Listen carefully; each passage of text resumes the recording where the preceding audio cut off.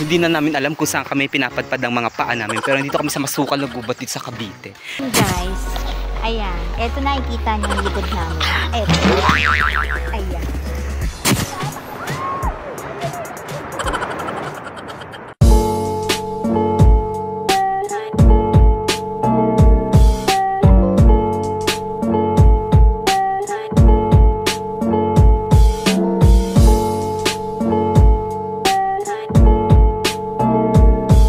Kami. So, hindi na namin alam kung saan kami pinapadpad ang mga paa namin. Pero nandito kami sa masukal na gubat dito sa Cavite.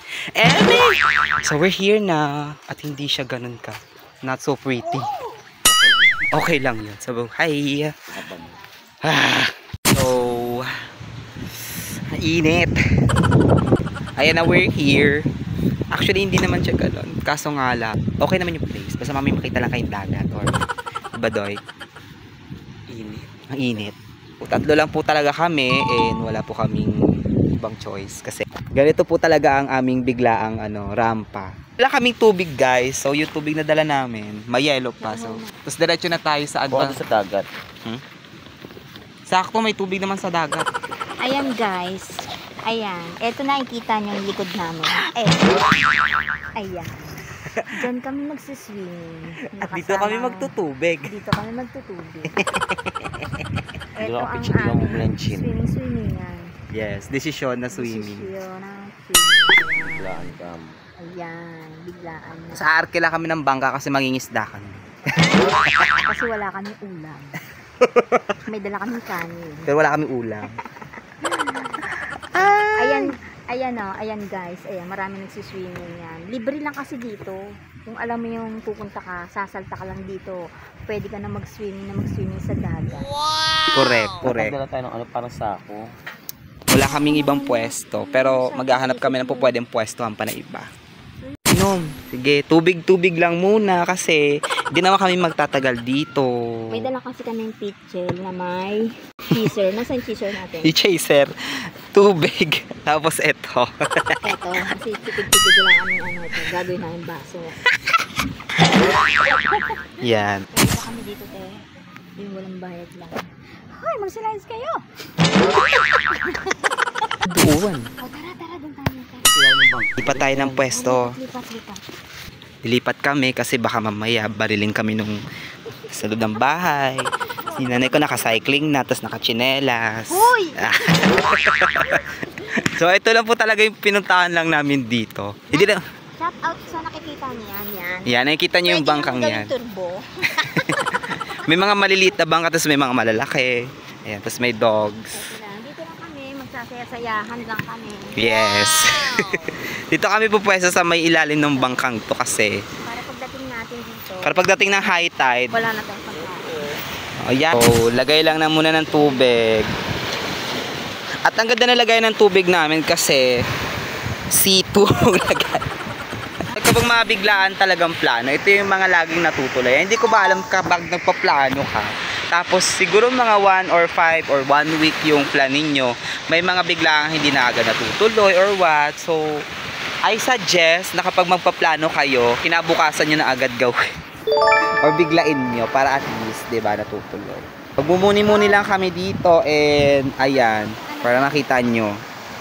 Wait lang, magchichikan pa. So yung nanay ko kasi ligo-ligo na at nakapag-bihis na siya. Namiss ko tuloy yung buhay dagat. Ewan ko ba? Buhay ilog kami, so malapit kami lagi sa ilog. So kapag halimbawa pagbaha, yan, kapag may mga malalakas na agos ang ilog, sanay na kami. Pag nag-alas 12, alis na tayo. Tirik araw yung ayoko magtirik araw dahil. Lilipat, uuwi kami pagkatapos. So bibilisan lang po namin, saglit lang naman to. Ayan na, yun na yung barko, babiyahe na. Pagkain. Babiyahe sa ilalim. So sana wala ng aso. So magbibidyo-video tayo dito para makita. Correct, ready na siya. Sige, magulat ka na lang malalim yung dulo.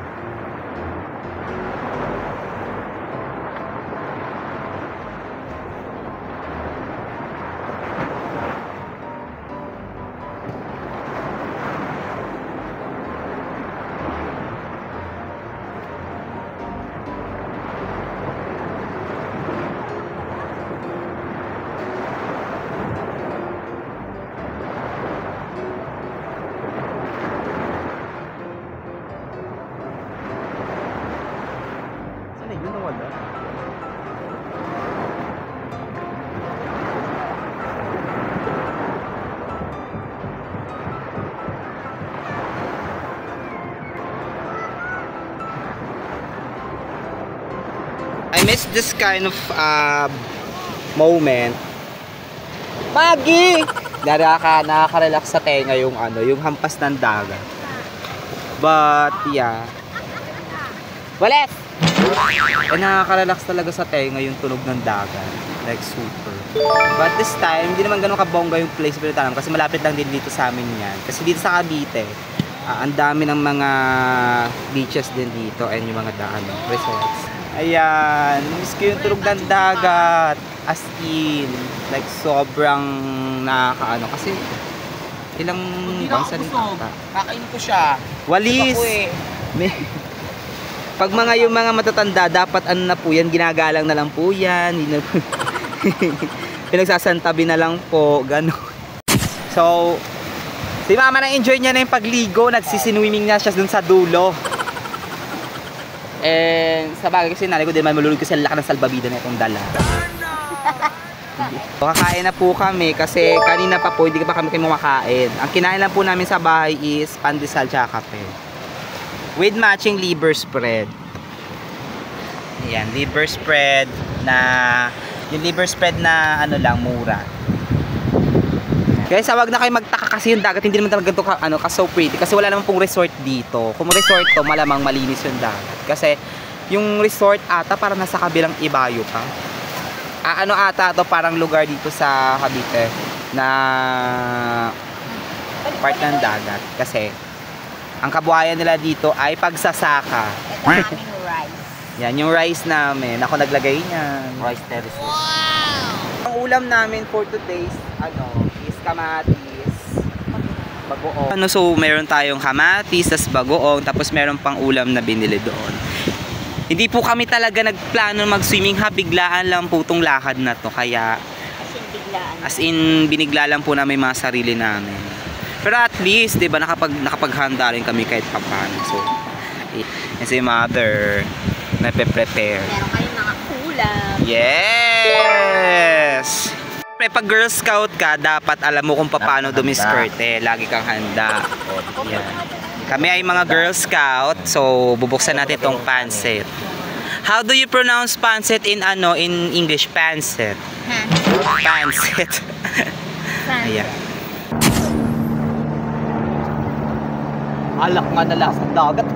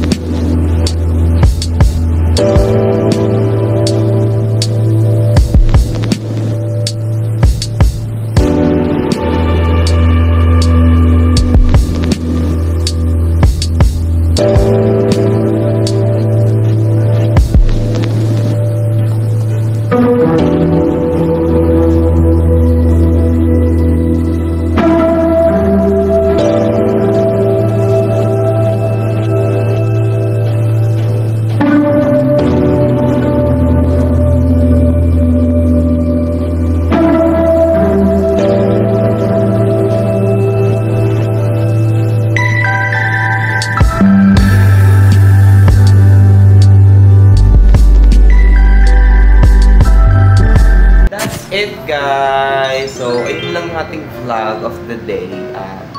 Actually, biglaan talaga yung plano namin yun. Like, wala kaming ibang specific na lugar. Kasi sabi namin, sa plano na yun, like yung kami lang nung sa conference, sabi namin kung saan man tayo dalhin ng ating mga paa, doon tayo. So, dinala kami ng lugar na yun kasi yung nanay ko nag-suggest na doon na lang pumunta. Anyways, hindi ko naman sabi na ang ganda ng lugar kasi hindi ko naman recommend. Hindi ko siya maano kasi yung lugar na yun malapit na din kasi sa amin. And yes, although na may siya dagat. Kasi sanay naman kami sa ganong environment. Isa pa at tsaka yung lugar is malapit lang din sa amin. So, hindi na din masyadong magastos in hassle. So, inisip na lang namin na next time, baka makahanap tayo ng mas bonggang place or something na parang a place to enjoy and heal ourselves. Ganun. Wow! And hindi ko na masyadong ipinakita yung lugar kasi parang feeling ko, it's a, rin yun eh, parang pribadong lugar na ina-allow lang yung mga tao na maligo or pumunta. Kasi nakakaya naman. So, ayun, thank you so much kasi pinanood niyo yung yung aming tour, yung aming ganap na yun. And ano ba? Ano ba gusto kong sabihin? Ayun, maraming salamat sa inyo guys sa wala sa panonood sa mga videos namin. At yun, sa mga commentators, channel. Kagagaling ko lang din sa Cavite, sa kanila Aye, and medyo haggard-haggard pa kasi yung boses natin ngayon, yung boses natin ngayon guys, malalim kasi may sipon tayo at nagkaroon tayo ng sakit kasi ulan at naulanan tayo. Medyo mabigat ang pakiramdam natin. So, ayun, may video din tayo doon na ating ginawa and abangan nyo din yan sa ewan ko, baka bukas ko i-upload yan. Kasi ngayon ko i-upload. So, ayun, bukas ko siguro gagawin to or i-upload. Ayun. Thank you nga pala doon kay mama kasi mama talaga ang unang nagsabi sa akin na why not na doon na lang kami sa place na yun kasi malapit and at the same time hindi na magagastos kasi alam ni mama na ang hanap ko lang talaga is yung lugar lang na pandiliguan kasi o di kaya yung place na parang gusto mo lang tumambay saglit, gano'n yun, thank you kay yun. So thanks nga pala kay mama kasi nagigets niya yung punto namin ng kaibigan ko. Kasi yung kaibigan kong yun, kasama ko yun sa lagi every time na may mga gusto kaming takasan or hindi naman takasan na yung parang takasan ng lang, saglit na responsibilidad, pag ulit, parang mag-relax lang saglit or parang mag-detoxing. Sinisipon talaga ako. So pagpasensyahan nyo na, hindi ako kapag-focus dito sa ating sipon. Gabi lang kami nakabalik din sa BNP house and pag-usapan din namin yung mga bagay-bagay at mga importanteng detalye na gagawin namin kapag may mga ganap sa amin dito sa video. So anyways, that's it and hope you guys enjoy watching that video. And don't forget also to subscribe the channel, also to like and share. Subscribe nyo yung channel ko kasi medyo active na ako. Hindi naman ganun ka-active. Parang inactive volcano na kapag tayo na yun guys. So, see you on my next update vlog and I'll see you and I see you. If you see me. Now you see me, now you don't. So, ayun lang and yeah, see you in my next episode. See you sa next vlog na lang po. Yun na lang po yung pinakamas